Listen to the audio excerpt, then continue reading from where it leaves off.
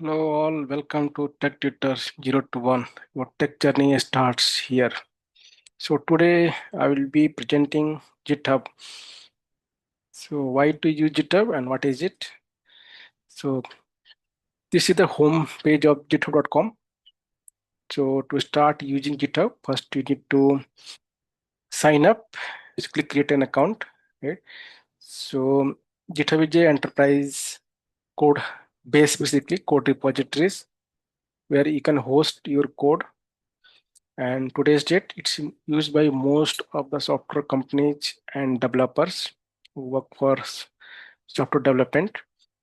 So even it is being used by individual software developers. So you can host your own projects which you are working on as an individual or as a team or even as an organization, basically. So it's used by everybody. So let's start today explaining. So this is the home page of that github.com, and you need an email ID. Just enter email ID and sign up. So once you click on sign up, you'll be seeing the form, basically, where you need to fill the forms. And once you fill the forms, you can create an account for GitHub. And once the account is created, you can get username password and get start with that to login. So since I already have the account, so I'll be just log into that account instead of signing up again. Before we start the real GitHub development, basically, so we'll be having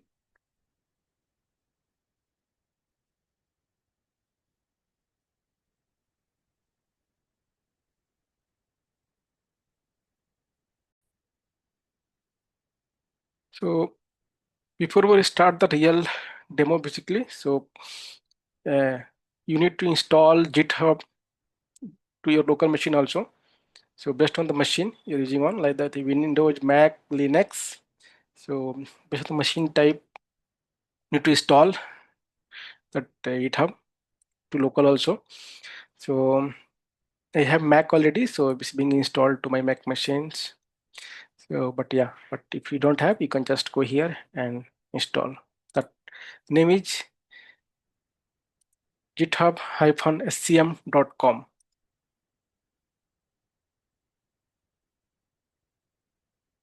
And once that is done,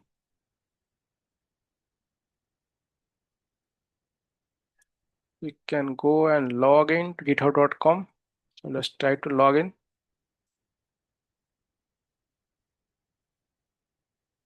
So I already have the account. So I'll just click on this and log in.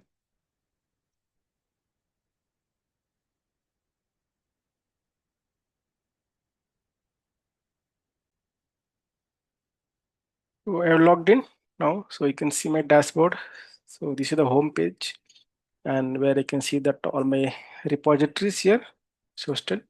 So and basically you can click on home and you can come, right? So this is my username, and this is all my project basically which I already hosted on GitHub. So now let's start with the basics about Git. Once you've done the installation, everything, right? So once you install, you can verify actually that is properly installed or not. To do that one, so we have some commands which we'll be using to just cross check. So based on the machine, suppose if I have the Mac machine, so I can just go and type git-v, right? So to list out like what version I am using. So I'm using git 2.37.1. And if you're using Windows, so you need to open git bash or cmd command, cmd prompt basically, where you can type the command and see git is installed or not, right? So let's start with the basic things first. What is git and why we using it? So I'll be starting from the scratch actually, directly from zero. So we'll explain all these three topics today. So what is Git? Why do we need it? Basic command to get started to Git. So what is Git basically? So Git is a version control system. Think of it as a time machine for your code, right? So it will time machine means it will track each and every movement, each and every change of your code basically. So that's what I mentioned. It tracks every changes you make, so you can go back, compare, or even undo your mistakes. So undo your mistakes means you can revert the changes which is causing problem. Suppose if you incidentally you did some mistakes in your code and you don't want to take that code forward, so you can go back and revert it. Why? Because of this Git. Git has such feature. That's why it called as a time machine. Think of it as a time machine for your code, right? So because of this feature, this you can do this anytime. You can any moment we can revert. We can go back to our previous working code, right? So it's like a Google Docs change history, but for the code, right? Google Docs is the history management for Google documents, but here Git is doing same thing for your code, right? So why do we need it? So it helps you to collaborate with others without overwriting their code basically. So their code writing means, suppose if you have multiple people are working on the same code base, code repository, same project basically at a time, that is basically the real time scenario. So you don't want to override their changes, like whatever the feature, whatever the changes they have done to the code, you don't want to overwrite it, right? So instead of that, you want to add your changes on top of their code, their changes, right? You don't want to override them. So Git will help in that basically to do that. So it's tracking the changes, right? Testing features safely and manage releases. Means you can do your changes, you can test it in your local, then you can release it. So it's used by almost every software developer today, day in and day out. So it lets you experiment without fear. So you don't have to worry about what is going to happen if you try out something new in your code. You can try out, and if you feel it's not correct, you can revert it with the help of Git. So that's why it's called like a time machine for your code. So when combined with GitHub, GitHub means the online Git repository which you have signed up and got your login password and logged in. So once you combine your local changes, means you host your local changes to github.com, right? Then it will be your code will be available for the entire world. Like all your team members can see your changes. They can see what code you have done, what changes you have done, and why you have done basically. So there are some basic commands which is required to start with Git. So I'm going to explain 5 to 6 commands today for all of you. So first is git init. So git init command is required when you want to start a fresh Git repository to your local machine, right? So when you are starting a new project basically, so you want to do the git init with your repository name, code repository name basically. So it will create a bare minimal empty repository, Git repository with your local machine, which you can use to host your code, right?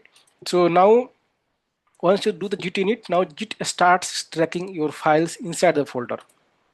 So basically git init command will create one folder, and whatever the changes, whatever the new files, modify existing files you do, everything will start tracking by git now onward basically, right? So now let's do it and see how it works basically.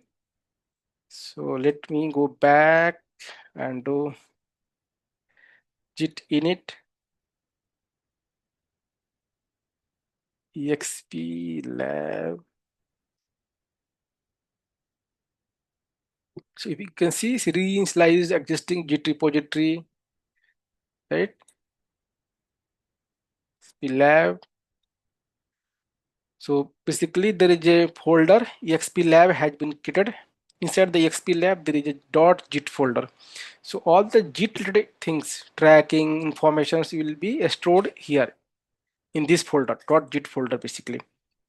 So now once you are done with the installation part, now you want to add something, right? You want to add some files or some code into that folder.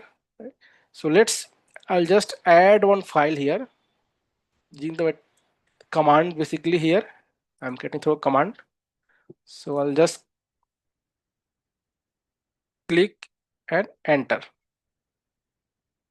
First, let me go inside XP lab and there will do it. Right. And then this file has been added. So if you want to see the file is added or not, so just you need to do git status. So this is another command basically, right? So this will tell there's nothing, there's no change basically has been done with these files. Let me create another file with different name. I think there are already a file one is there. So now I will see git status. Yes. So now we can basically now we can see there is a file called file name 12.txt has been created and it's showing the red color. Red color means this file is not tracked. That's why it means untracked files. So telling what command you need to run to start tracking the file.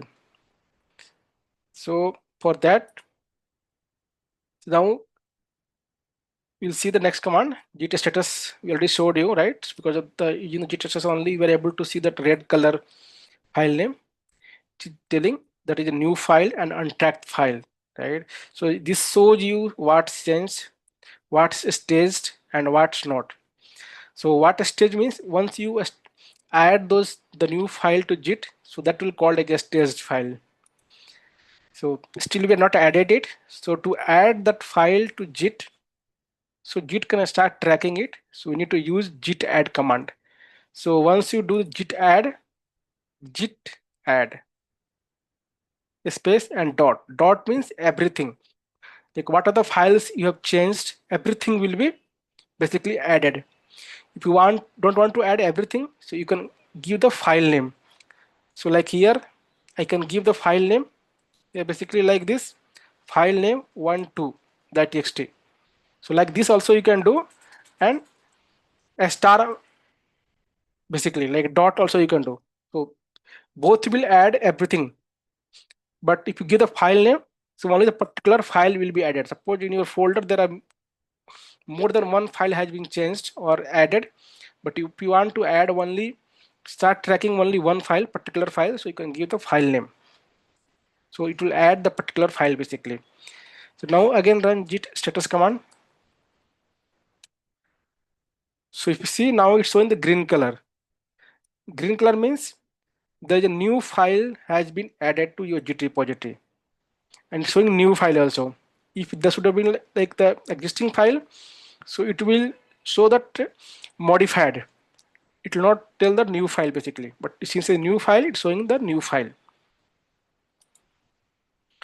So once you added your file, so this stage your changes basically telling git what to include, right? So here dot means add everything that changed, same thing I mentioned here. So now the next is git commit. So git commit is basically to save your changes. So this saves your stage changes with a message. So using the git add command, we have done the git staging. Means you have asked git to start tracking the particular file. Once you do the git commit, the file will be saved to git basically. So git commit -m, m means the message, the commit message. So the commit message should be basically a meaningful message. By seeing the message, anybody else in your team or whoever working with you should be able to understand why this particular change has happened and what change has happened basically. So that message will be adding to this double quote. So let's do this one. Go to git bash, just type git commit -m, put just initial commit.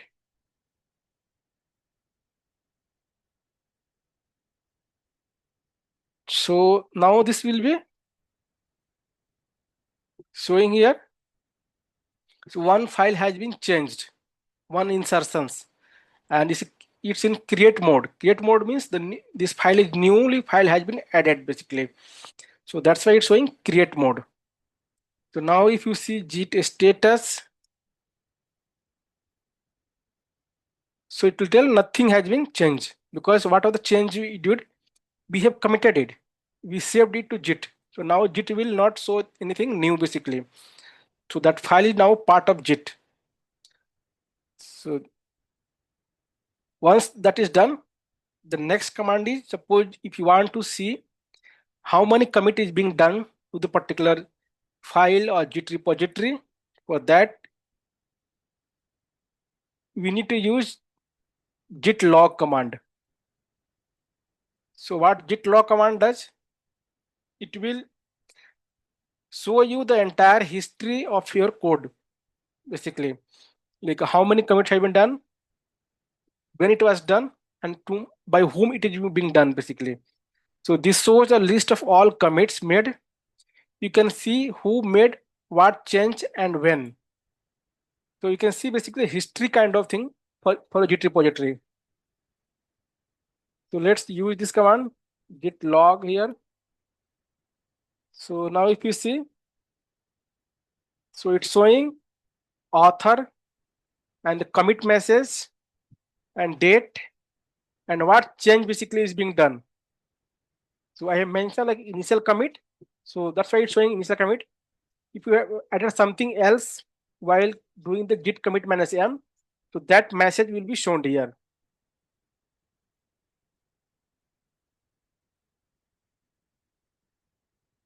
So once you are done with this basically, now the time is to add or host this change, this repository with GitHub, right? Where you have opened the account, new account, right? You create account, so you want to host that change to that Git repository. So for that, I have mentioned some of the like prerequisite, means you need to have Git installed, which you already did, a GitHub account, which just you have created already. I shown how to create it, and the local project folder with Git installed. So we have already Git installed, and we have local Git project folder already being basically created. So now go to github.com and create a new repository. Let's go there. Here, click on new.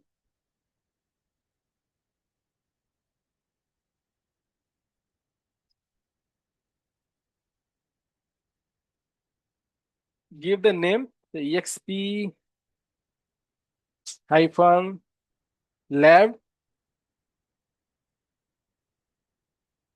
and just I'm keeping the public visibility and will not be adding anything as of now. Just create it.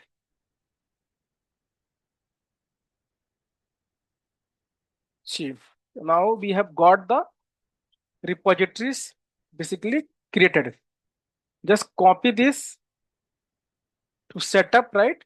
Quick setup. If you have done this kind of things before, if you have not, right? So basically, you can set up this. You can link this repositories to your local Git repository, right? That's what you mentioned. Also, there's some commands like git init, which you already did, git add, git commit, we have already done. Git branch -m means you want to add the particular changes to the main branch. And git remote add origin upstream, right? So this is the command basically which will be using it. So let's copy this command and go here and paste it. Done. So now if you type git remote -v, So it will basically show you there is a version has been added, like https github.com. This is my account and this is the repository. So where I can push and fetch both. I can do now because it's my local is linked to this particular origin. So that there's a next command which will be see now. So that now it's time to host your local changes to Git, right? So now copy this command, go here, paste it, and put it. So now it will, what are the changes we have done to locally? Now those all thing changes are going to be pushed to github.com, the files, everything. So once you git push minus u origin main, so I'm telling like push my changes or host my changes to the main branch in the origin. Origin is the this the remote origin which I added here. And it's telling like total 5 deltas has been changed. This is the URL, this is the branch name, everything basically it's mentioned. Now go and see on the GitHub. Just you click on this and this will open. See now. So now you can see there are 2 files has been added. So this the one which I added earlier, and this is the one which I added recently, just 6 minutes ago.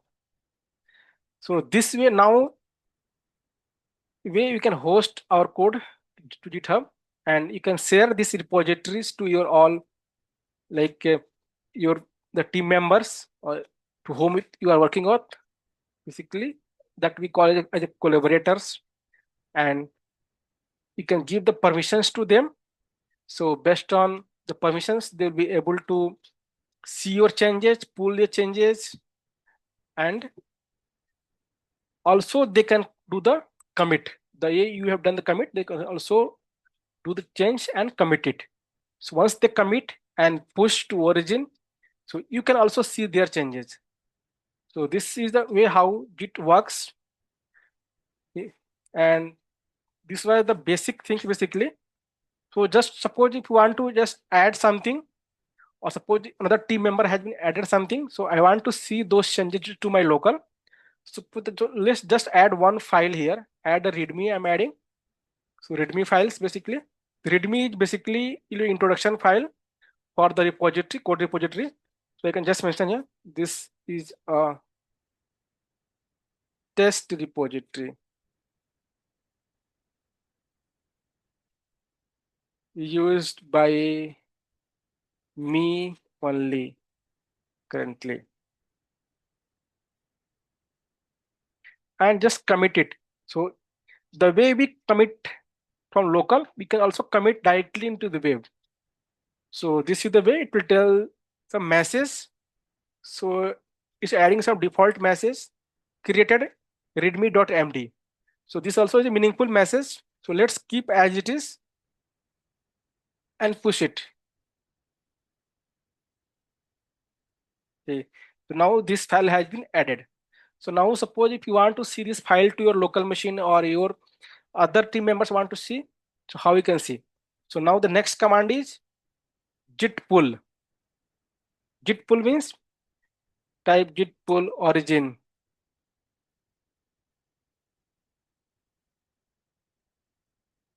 Origin main. Or even you can just type git pull. So but the main is the default branch. So you need to mention explicitly, automatically it will pull. So now it's showing there's something has been changed to upstream, and that's what it has been showing here. Updated, fast forwarded, and mention the file name, what file or what code has been changed on top. So there's a one file has been changed. Name is readme.md. So like this, you can basically collaborate and work with your team members, or you can work as a team on a single repository basically on project.